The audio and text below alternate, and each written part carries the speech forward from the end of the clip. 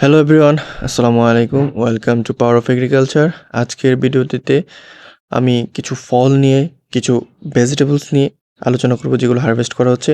আলোচনা না, জাস্ট আমি দেখাবো কিভাবে ওগুলো হারভেস্ট করা হয়, দেখতে কত সুন্দর। জাস্ট এইগুলোই আর কি, জাস্ট লাইক এ ব্লগ।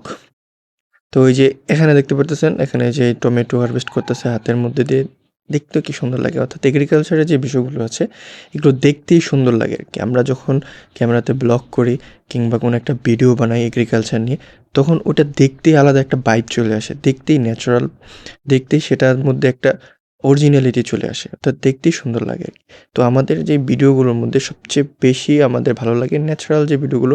তো ন্যাচারাল ভিডিও মানে হচ্ছে এগ্রিকালচার মানেই ন্যাচারাল ভিডিও। তো ন্যাচারাল আর এগ্রিকালচার আছে পরস্পরের সাথে রিলেটেড। হুম? তো একটা ছাড়া একটা চলতে পারবে না। তো এই যে এখানে আঙ্গুর দেখতেছেন কি সুন্দর, টমেটো হারভেস্ট করা, তারপরে সেগুলোকে প্রিপেয়ার করতেছে পরবর্তীতে কুকিং করার জন্য। তো দেখতেই কি একটা আলাদা ভাইব চলে আসে। আমার একটা আলাদা ফিল আসে। এটা আপনাদের কিরকম আসে সেটা আমি জানি না। দেখলেই বুঝতে পারবেন এটা কিরকম সুন্দর।